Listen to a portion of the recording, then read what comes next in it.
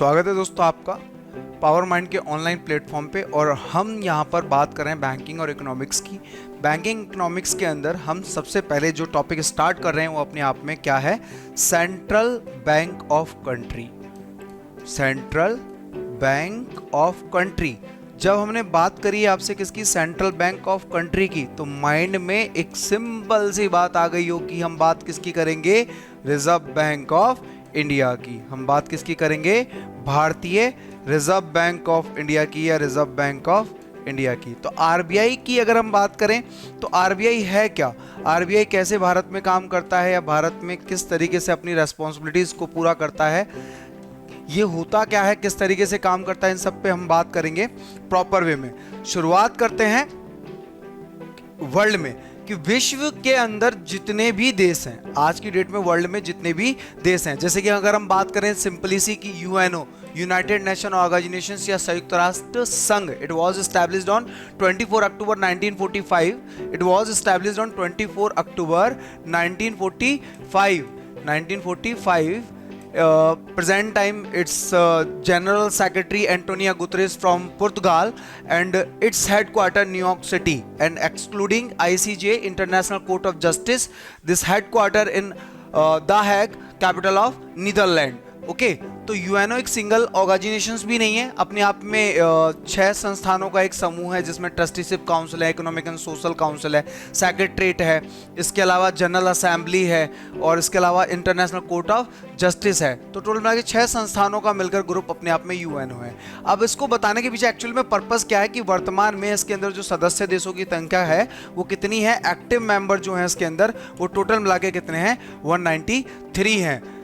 और इसके अलावा प्लस 2 ऑब्जर्वर कंट्रीज हैं जो कि अपने आप में एग्जाम से रिलेटेड इतना इंपॉर्टेंट नहीं है, ना ही पूछी जाती है उतनी ज़्यादा। पूछा जाता है कि यूएनओ में सदस्य देशों की संख्या कितनी है, तो आपको पता रहे सिंपल सा 193। एक्चुअली इसको बताने के पीछे रीज़न क्या है कि ये जो 193 कंट्रीज हैं, 193 कंट्रीज हैं, हर कंट्रीज का अपना, हर कंट्रीज का अपना या हर देश का अपना, हर कंट्री का अपना अपना अपना इंडिपेंडेंट क्या होगा, सेंट्रल बैंक ऑफ कंट्री होगा, अपना खुद का देश का क्या होगा, केंद्रीय बैंक होगा। लेकिन इनके नाम एक जैसे नहीं होंगे, हर कंट्री के सेंट्रल बैंक के नाम क्या होंगे, बिल्कुल अलग अलग होंगे। अमेरिका के सेंट्रल बैंक की बात करें तो जैसे कि फेडरल रिजर्व सिस्टम है, ठीक है। ब्रिटेन के सेंट्रल बैंक की बात करें तो बैंक ऑफ इंग्लैंड है, ठीक। अगर हम पाकिस्तान की बात करें तो स्टेट बैंक ऑफ पाकिस्तान, और भारत की हम बात करें तो कौन सा है, रिजर्व बैंक ऑफ इंडिया, ठीक है। तो वर्ल्ड का पहला सेंट्रल बैंक का वो ओपन हुआ था 1668 में, जिसका नाम था दी स्वेरिज रिक्स बैंक। क्या नाम था, दी स्वेरिज रिक्स बैंक। क्या नाम था, दी स्वेरिज रिक्स बैंक। ओके अब ये बहुत ही ज्यादा फेमस है, फेमस होने के पीछे रीजन क्या है वो हम बाद में बात करेंगे। ओके दी स्वेरिज रिक्स बैंक, और इस ये जो है बैंक वो किस कंट्री का है, स्वीडन का। किस कंट्री का, ये स्वीडन का। और इसका हेडक्वार्टर कहाँ है अपने आप में अगर हम बात करें तो स्टॉकहोम में। कहाँ पर, स्टॉकहोम में।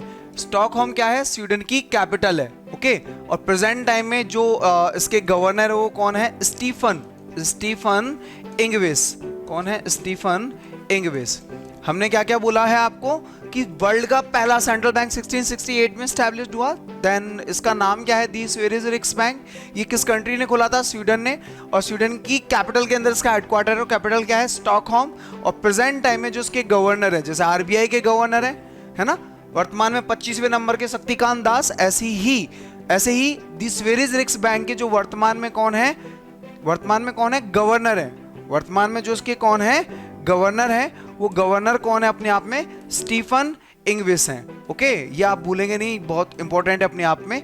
तो जैसे ही ये स्वेरिज रिक्स बैंक खुला, इसके बाद में France, German, Italy, Russia, Britain, America, हर कंट्री का अपना सेंट्रल बैंक ओपन करता हुआ चला गया, ठीक। ऐसे ही इस तरीके से अगर हम बात करें तो भारत के अंदर भी किसकी स्थापना हुई थी, रिजर्व बैंक ऑफ इंडिया की स्थापना हुई थी। ये एक छोटी सी स्टोरी है, इस स्टोरी से हमें पता चलेगा कि भारत के अंदर किस तरीके से क्या हुई, आरबीआई की स्थापना हुई। जनरली अगर हम बात करें रिजर्व बैंक ऑफ इंडिया की, तो रिजर्व बैंक ऑफ इंडिया अपने आप में जो स्टैब्लिश्ड हुआ था वो 1 अप्रैल 1935 को हुआ था, जबकि इसका नेशनलाइजेशन की बात करें तो 1 जनवरी 1949 को हुआ था।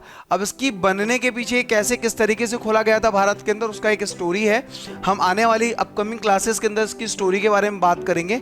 आप अभी ध्यान रखेंगे कि सेंट्रल बैंक ऑफ कंट्री होता क्या है, कि ये बैंकर्स टू बैंक होता है, कंट्री के अंदर मॉनेटरी पॉलिसीज को जारी करता है, ये इन्फ्लेशन डिफ्लेशन को कंट्रोल करता है, इंपोर्ट एक्सपोर्ट को इनडायरेक्टली कंट्रोल करता है, जीडीपी को इनडायरेक्टली फाइनेंशियली सपोर्ट प्रोवाइड कराता है, कंट्री में जो करेंसीज होती है उसकी प्राइस वैल्यू को स्टेबल बनाए रखने का काम करता है। ये सारे जो फंक्शंस होते हैं मोस्ट प्रोबेबली हर कंट्री के सेंट्रल बैंक के क्या होते हैं, सिमिलर होते हैं। सेंट्रल बैंक जो होता है हर कंट्री का, इनका प्लान और स्कीम एक जैसा नहीं होता, बाकी all functions are similar. Okay, चलिए मिलते हैं इस आरबीआई की पूरी स्टोरी के साथ नेक्स्ट वीडियो के अंदर। धन्यवाद।